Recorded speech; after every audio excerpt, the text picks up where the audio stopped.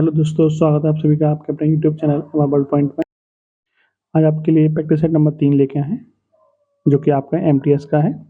तो चलिए शुरू करते हैं प्रैक्टिस सेट नंबर 3।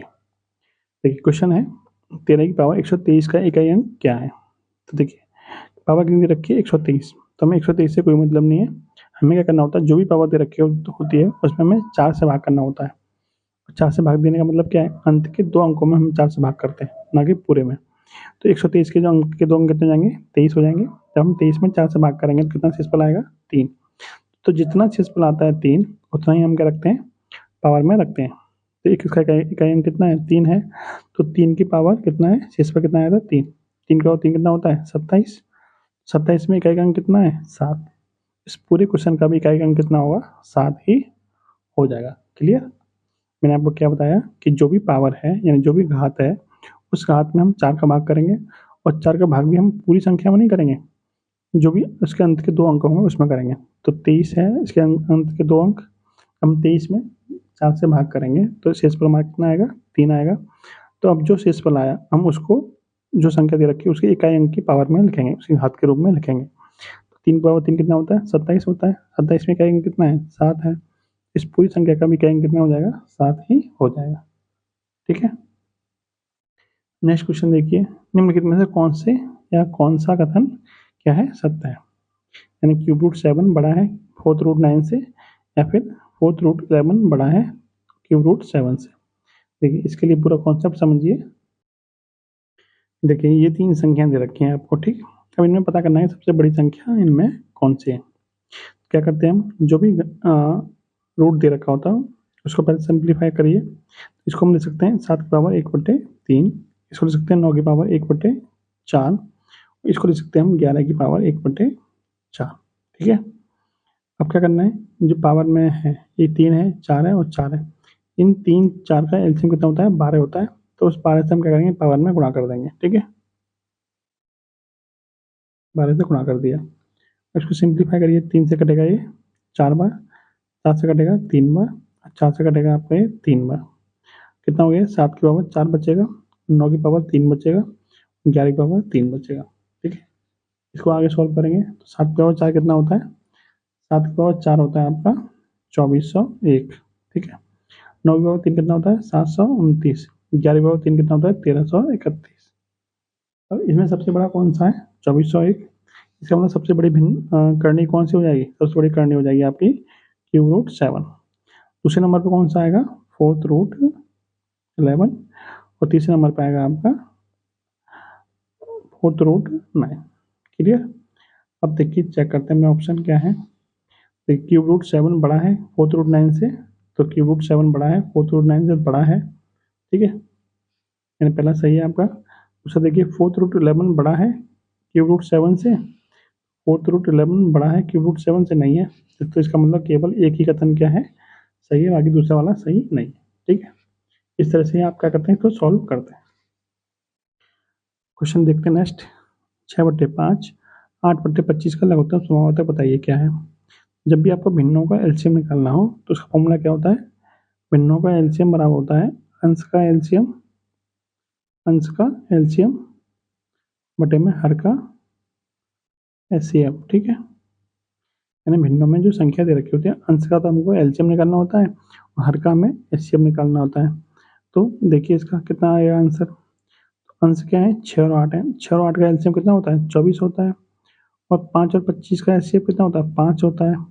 तो इसका आंसर कितना आ गया, तो इन दोनों की भिन्नों का जो एलसीएम निकल के आया वो कितना निकल के आया, 24/5।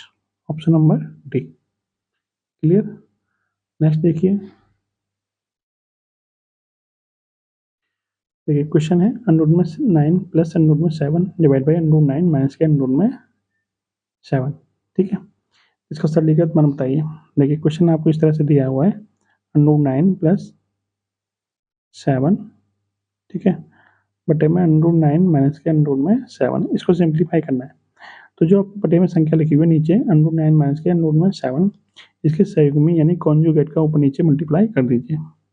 तो इसका संयुग्मी कितना हुआ, तो इसका संयुग्मी हो जाएगा, ये माइनस वाले क्या होता है, प्लस हो जाता है।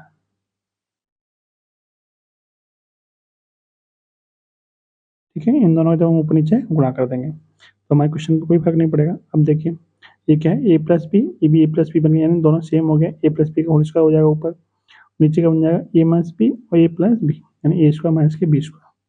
ऊपर कितना हो जाएगा, ए प्लस बी का होल स्क्वायर। तो जब हम ए प्लस बी के होल स्क्वायर के हिसाब से खोलेंगे तो ए का वर्ग यानी वर्गमूल हट जाएगा, बी का वर्ग यानी कि यहाँ से वर्गमूल हट जाएगा, प्लस के 2ab, 2ab मतलब 2 गुणा ए बी कितना है, ए की वैल्यू 9 है, बी की वैल्यू 7 है, तो 2ab यानी 2 गुणा अंडर में 9 7 63। क्लियर, बटे में कितना आएगा, ए माइनस बी इंटू ए प्लस बी क्या होता है, ए स्क्वायर माइनस के बी स्क्वायर। तो जब हम स्क्वायर करेंगे तो वर्गमूल हट जाएगा, 9 माइनस के बी स्क्वायर करेंगे तो यहाँ पे वर्गमूल हट जाएगा।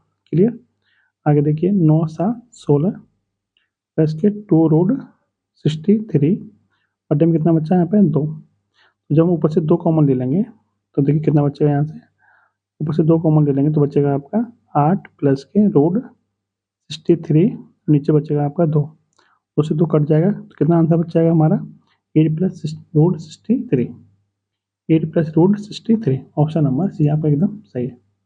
क्लियर,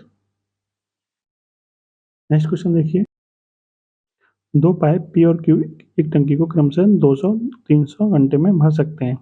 ये दोनों पाइपों को एक साथ खोल दिया जाए तो टंकी कितने घंटे में भर जाएगी।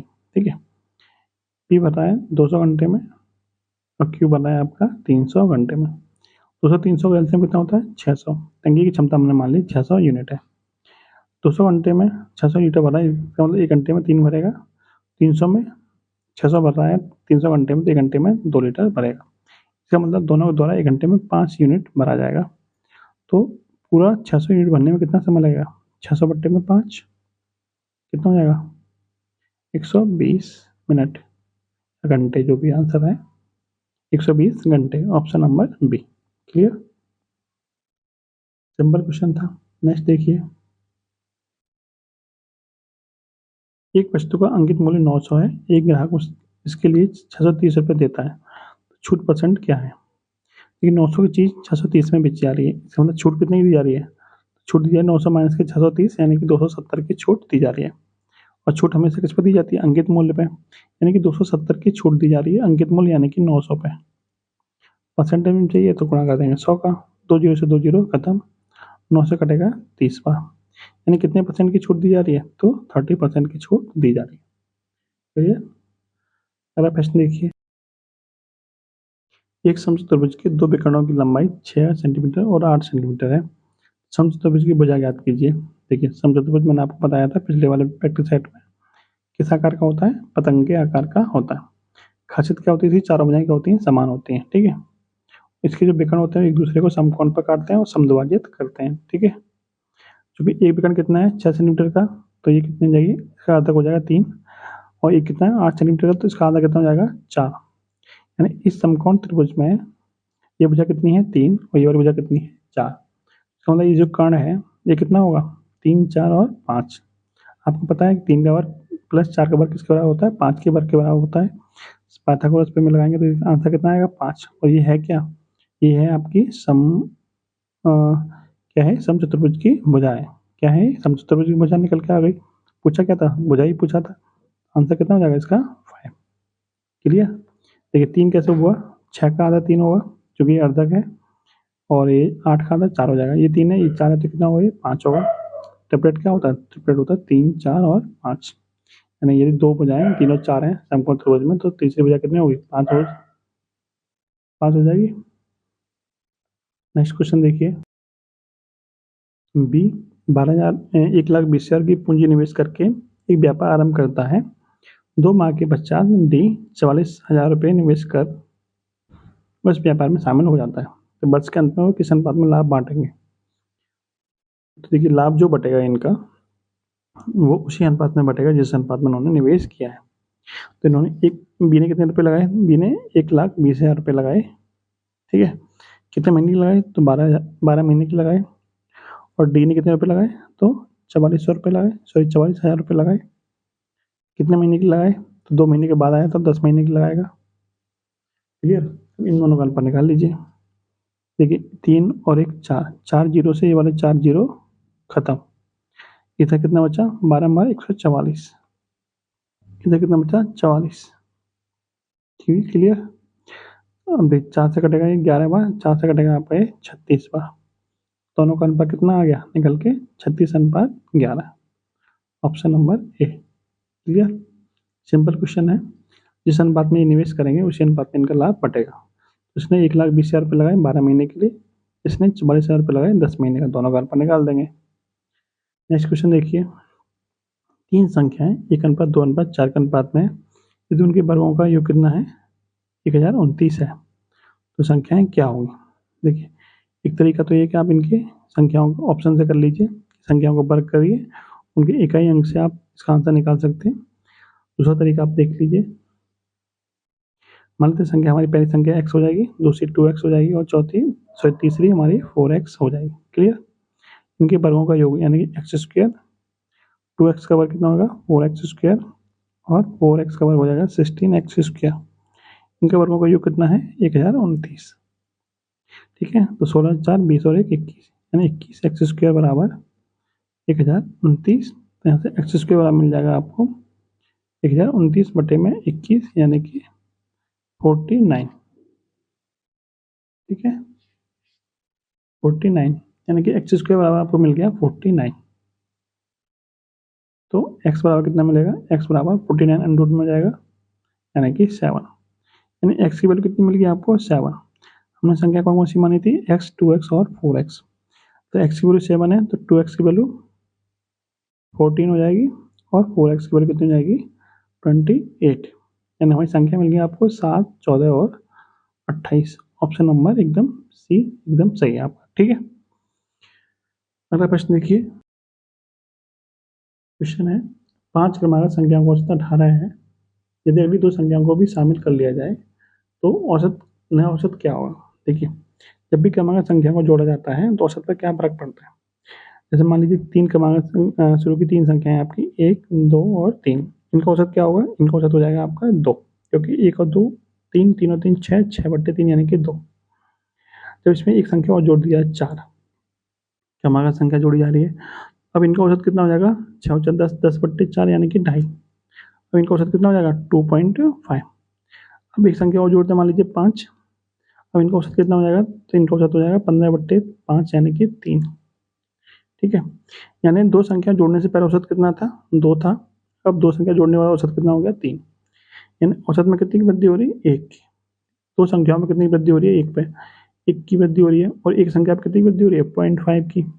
आपसे कितनी संख्या जुड़वा रहा है 2, तो वृद्धि कितनी की होगी 1 की। तो पहले औसत कितना था 18 और औसत कितना हो जाएगा 18 + 1 यानी कि 19। क्लियर, आपका राइट आंसर कितना बन जाएगा 19, ऑप्शन नंबर बी।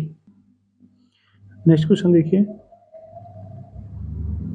2 संख्याएं एक तीसरी संख्या से क्रमशः 15% और 25% कम है, पहली संख्या दूसरी संख्या का कितने % है। देखिए, मान लीजिए तीसरी संख्या जो आपकी 100 है, तो जो 2 संख्या एक तीसरी संख्या से क्रमशः 15% और 25% कम है, तो पहली संख्या कितनी हो जाएगी 15% कम है, इसका मतलब ये पहली संख्या 85 हो जाएगी, दूसरी 25% कम है तो ये संख्या हो जाएगी आपकी 75। क्लियर। अब आपसे पूछा है कि जो आपकी पहली संख्या है वो दूसरी का कितना % है, यानी जो आपका 85 है वो 75 का कितने % है, गुणा कर देंगे 100 का, तो 25 दिया 75, 25 चौका 100। ठीक है, 85 × 4 कितने होते हैं, तो 340 बटे में 3 कर देंगे, कितना आएगा आंसर आपका, तो 3 एकम 3, 3 एकम 3, 3 तिया 9, यानी कि 113.3 आंसर आपका आएगा। ऑप्शन नंबर ए आपका सही है। नेक्स्ट क्वेश्चन देखिए, एक धारा की गति 3 किलोमीटर प्रति घंटा है, एक नाव 7 किलोमीटर की दूरी तय करके वापस अपने आरंभिक बिंदु पर 15 घंटे में आ जाती है, शांत जल में नाव की गति क्या है। मान लेते हैं जो नाव की गति है वो क्या है 1 किलोमीटर प्रति घंटा है। ठीक है, 1 किलोमीटर प्रति घंटा है, तो जो अनुकूल दिशा में नाव चलेगी तो नाव की चाल कितनी हो जाएगी a प्लस धारा की चाल यानी कि 3, और जब प्रतिकूल दिशा में नाव चलेगी तो धारा की नाव की चाल कितनी बन जाएगी, तो a-3 किलोमीटर प्रति घंटा। ठीक है, ये तो आपको पता ही होगा, अनुकूल दिशा में चाल क्या होती है जुड़ जाती है और प्रतिकूल दिशा में चाल आपकी घट जाती है। आपसे पूछा कि 7 किलोमीटर की दूरी तय करने में वापस आने में आरंभिक बिंदु पर 15 घंटे में आ जाती है, ठीक है। आने जाने में टोटल जो समय लग रहा है वो कितना लग रहा है, तो वो लग रहा है आपका 15 घंटे, ठीक है। अब देखिए, जब 60 किलोमीटर की दूरी कितनी है, 60 किलोमीटर की, जब 60 किलोमीटर जाएगी तो चाल कितनी है, जाते समय यानी a+3 है, और आते समय कितनी है चाल, जब आएगी चाल कितनी है a-3। कुल मिलाकर समय कितना लग रहा है, तो 15 घंटे समय लग रहा है। यानी कि समय बराबर क्या होता है, दूरी बट्टे चाल। लौटते हुए समय कितना लग रहा है, दूरी बट्टे चाल। कुल मिलाकर समय जो लग रहा है वो कितना लग रहा है, 15 घंटे। यानी 60/a+3 प्लस 60/a-3 बराबर 15। अब इसको सॉल्व करना है और ए की वैल्यू निकालनी है। नाप की गति चाहिए, नाप की गति हमने कितनी मानी थी, ए मानी थी। अब कैसे सॉल्व करेंगे इसको, सबसे बढ़िया ऑप्शन होता है कि इसको, सबसे बढ़िया जो तरीका होता है वो क्या होता है, ऑप्शन के साथ सॉल्व करिए। नाप की गति उठा के इसमें रखते रहिए। ए की वैल्यू यदि हम इसमें 8 रखेंगे तो कितना हो जाएगा, 8+3 यानी 11। 60 11 से नहीं कटेगा, जबकि हमें चाहिए कि इसमें पूर्णांक में आंसर आ रहा है तो हमें पूर्णांक में चाहिए, जबकि पॉइंट में कटेगा। 8 आंसर नहीं होगा। 9 रखेंगे तो 9 और 3 12, 12 से कटेगा 5 बार, और 9 माइनस के 3 यानी 6, 6 से कटेगा ये आपका 10 बार। दोनों का जोड़ कितना हो गया, 15, जबकि हमें चाहिए भी कितना था, 15 ही चाहिए था। इसका मतलब ये 9 जो है हमारे समीकरण को संतुष्ट कर रहा है। ए की गति कितनी होगी, ए की वैल्यू कितनी निकल के आएगी यहाँ से, ए बराबर निकल के आ गई आपकी 9, ठीक है। यानी कि जो नाप की गति है वो कितनी है, 9 किलोमीटर प्रति घंटा। क्लियर। नेक्स्ट देखिए, यदि ए बराबर 9.8, सॉरी यदि ए का 9.8 बी का 9.1 हो तो ए अनुपात बी बताइए। देखिए, ए का मतलब कितना होता है, गुणा 9.8 बराबर बी गुणा 9.1। क्लियर। इसको सॉल्व करते हैं। देखिए, पॉइंट से पॉइंट क्या होगा, हट जाएगा, 7 से कटेगा 13 बार, 7 से कटेगा 14 बार। बी को जब लेके आएंगे तो ए बटे बी बराबर 13 तो उधर है, ये 14 कहाँ जाएगा, बटे में। तो ए अनुपात बी कितना मिल गया यहाँ से, 13:14। Option number A, sorry option number B एकदम सही है। अगला क्वेश्चन देखिए। क्वेश्चन है, एक व्यक्ति बिंदु ए से टी तक जाता है और वापस आ जाता है पूरी यात्रा के लिए, और उसकी औसत गति कितनी है, 70 किलोमीटर प्रति घंटा है। यदि टी से एस तक वापस आने में उसकी गति 80 किलोमीटर प्रति घंटा है, तो एस से टी तक जाने में उस व्यक्ति की गति क्या होगी। देखिए, औसत गति निकालने का फॉर्मूला क्या होता है, औसत गति निकालने का फॉर्मूला होता है 2x/अपॉन में x plus y. X Y क्या है, एक्स वाई जाते समय गति है, और बाई क्या है, लौटते समय गति है, ठीक है। आपसे पूछा क्या है, एस से टी तक जाने में उस व्यक्ति की गति बताइए, यानी आपको बाई एक्स की वैल्यू बतानी है। औसत चाल कितनी दे रखी है आपको, 70 किलोमीटर। तो 70 बराबर हो जाएगा आपका 2 गुणा एक्स, बाई की वैल्यू कितनी है आपकी 80, बट्टे में एक्स प्लस 80 प्लस एक्स, ठीक है। इसको सॉल्व करिए। देखिए, 0 से 0 खत्म, ठीक है। ये कितना हो जाएगा, 7 8 56 यानी 560 प्लस 7x बराबर 8 दूनी 16x, ठीक है। अब 7x किधर जाएगा, इधर जाएगा तो माइनस हो जाएगा, 16x में 7x माइनस हो जाएगा, कितना जाएगा 9x। तो 9x बराबर कितना हो जाएगा 560। x बराबर कितना हो जाएगा 560 बट्टे में 9, कितनी हो जाएगा ये आपका, और 9 × 54, और कितने बचेंगे आपके 2, 9 दूनी 18, फिर बचेंगे 2, 9 दूनी 18, यानी कि 62.2। तो जो चाल है जाते समय वो कितनी है, 62.2। ऑप्शन नंबर बी क्या हो जाएगा आपका सही आंसर। क्लियर। अगला प्रश्न देखिए, समान मूलधन चक्रवृद्धि ब्याज तथा साधारण ब्याज की योजनाओं में निवेश किया जाता है। 2 वर्षों के पश्चात चक्रवृद्धि ब्याज और साधारण ब्याज योजनाओं में क्रमशः 3520 और 3200 ब्याज प्राप्त होता है। यदि ब्याज दर कितनी है, 20% है, तो मूलधन क्या है। देखिए, ये आपने फॉर्मूला पढ़ा हुआ, 2 वर्षों के लिए साधारण ब्याज और चक्रवृद्धि ब्याज का अंतर। तो 2 वर्षों का साधारण ब्याज, चक्रवृद्धि ब्याज ये दे रखा है और साधारण ब्याज ये दे रखा है, दोनों का अंतर कितना है 3520, और 3200 का अंतर कितना हो जाएगा 320। इन 2 वर्षों के लिए साधारण ब्याज और चक्रवृद्धि ब्याज का अंतर का फॉर्मूला क्या होता है, अंतर बराबर यानी कि 320 बराबर टी यानी कि मूलधन गुणा r स्क्वायर यानी कि दर बटे में 100 गुणा 100। आर क्या है? दर। ठीक है, अब इसको सॉल्व कर लेते हैं। देखिए आर की वैल्यू कितनी है? 20 है। तो 320 बराबर पी गुणा 20 गुणा 20 बटे में 100 गुणा 100। 20 से कटेगा 5 बार, 20 से कटेगा ये आपका 5 बार। 5 इंटू 5 25, 25 इंटू 32 कितने होते हैं? तो पी की वैल्यू यहाँ से कितनी मिल जाएगी आपको? 25 इंटू 320 कितना हो जाएगा आपका? ये 0, 25 दूनी 50, 25 से 75 और 5 80। यानी मूलधन कितना मिल गया आपको? 8000। कितना मिल गया? 8000। Option number B. क्लियर? अगला क्वेश्चन देखिए। आकाश किसी वस्तु को 40% की छूट पर खरीदता है तथा इसे विनय को 10% के लाभ पर बेच देता है। अंकित मूल्य तथा जिस मूल्य पर विनय ने वस्तु को खरीदा है के बीच का अनुपात बताइए क्या है। मान लेते हैं अंकित मूल्य कितना है हमारे इस वस्तु का? x रुपये है। जब x रुपये पर 40% की छूट दी जाती है तो 40% छूट के बाद में आकाश ने खरीदी है। इसका मतलब आकाश में कितने खरीदी होगी? तो x का 60% पर खरीदी होगी। ठीक है, उसके बाद में इसे विनय को 10% के लाभ पर बेच दिया जाता है। यानी इतने रुपए में तो आकाश को पड़ी, इसका 10% लाभ पे बेची जा रही है। इसका मतलब 110/100। यानी इतने में किसको बेची जा रही है? तो ये विनय को बेची जा रही है। यानी विनय को कितने में पड़ी? तो x गुणा 60/100 गुणा 110/100। इतने में किसको पड़ी? विनय को पड़ी। अब आपसे पूछा है कि विनय अंकित मूल्य और विनय को जिस मूल्य पर पड़ी उन दोनों के बीच अंतर बताइए। तो अंकित मूल्य हमने कितना माना था? x माना था। तो x बटे में विनय को कितने में पड़ी थी? इतने में पड़ी थी। x गुणा 60/100 गुणा 110/100। इसको सॉल्व करेंगे तो x से x कटेगा आपका एक बार। अब 100 से ये बार दोनों जीरो खत्म, 100 ऊपर जाएगा, 100 बटे में नीचे कितना बचा? 11 छक्के 66। 2 से काटिए 50 बार, 2 से कटेगा आपका 33 बार। दोनों का अनुपात कितना आ गया? 50/33। Option number B. अगला प्रश्न देखिए। क्वेश्चन दिया है, नीचे दिए गए रेखा चित्र में वर्ष 2011 से 2015 तक 2 अस्पतालों ए तथा बी में जन्म लेने वाले बच्चों की संख्या में को दर्शाया गया है। ठीक है, अब देखिए क्वेश्चन में क्या कह रहा है। देखिए अस्पताल जो ए है वो इस तरह से दर्शाया गया है, अस्पताल बी आपका इस तरह से दर्शाया गया है। अब क्वेश्चन देखते हैं, क्वेश्चन में क्या कह रहा है। देखिए वर्ष 2011 से 2013 तक अस्पताल बी में पैदा हुए बच्चों की संख्या में प्रतिशत परिवर्तन क्या है? किसका पूछा है? अस्पताल बी का। बी कौन सा है? ये वाला। ठीक है, यानी कि ये वाला 2011 में कितने बच्चे थे? 2011 में थे आपके बी में कितने थे? बी में थे 255। 2013 में कितने हैं? तो 2013 में हैं आपके 238।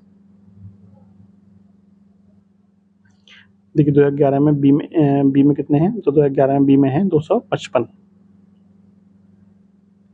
और 2013 में कितने हैं बी में? तो ये हैं आपके 238। कितने का चेंज हुआ है? तो 17 का चेंज हुआ है। कितने परसेंट का हो गया? तो 17 बटे में, देखिए 17 बटे में 255 गुणा 100 कितना आ जाएगा आपका? 6.66%। ठीक है, option number C. Next question देखिए। अस्पताल ए में वर्ष 2013 से 2014 तक पैदा हुए बच्चों की संख्या में कितना परसेंट चेंज हुआ है? किसमें? अस्पताल ए में 2013 से 14 में। जो अस्पताल ए है आपका ये वाला ए में 13 में कितने थे? 255। 14 में कितने हैं? 214। तो 2055 से कितना हो गया? 204। कितने का चेंज हुआ है? तो 51 का चेंज हुआ है। ठीक है, 51 का चेंज हुआ है कितने पे? 255 पे। कितना परसेंट हो गया आपका? 51 से करेगा 5 बार, 5 से करेगा आपका 20 बार, यानी कितने परसेंट चेंज हुआ है? तो 20% आपका चेंज हुआ है। क्लियर? नेक्स्ट क्वेश्चन देखिए। कितने वर्षों में अस्पताल बी में पैदा हुए बच्चों की संख्या अस्पताल ए से अधिक है? देखिए डायग्राम आपसे पूछा है कि जो बी में बच्चे कितने सालों में अधिक पैदा हुए हैं कि तुलना में किसके? ए की तुलना में। तो देखिए बी वाला देखिए कहाँ ऊपर है। बी वाला कौन सा है? ये वाला। ये वाला कहाँ ऊपर है? यहाँ पे ऊपर है। और देखिए और कहाँ ऊपर है आपका? पहली वाले में ऊपर ही है। तो 1 2 और कहाँ ऊपर है आपका? यहाँ पे 3। तो 3 सालों में क्या है? ए की तुलना में क्या है, ज़्यादा बच्चे पैदा हुए हैं किसमें, बी में। देखिए कितने वर्षों में अस्पताल बी में पैदा हुए बच्चों की संख्या ए से अधिक है। तो ऐसे कितने साल थे जिसमें अधिक थी, तो 3 साल थे जिसमें पैदा हुए बच्चों की संख्या ए से अधिक है। तो ये था आज का प्रैक्टिस सेट नंबर 3। वीडियो आपको कैसी लगी जरूर बताइएगा कमेंट बॉक्स में। किसी और का प्रैक्टिस सेट भी चाहिए तो वो भी आप कमेंट बॉक्स में बता सकते हैं। जय हिंद, जय भारत।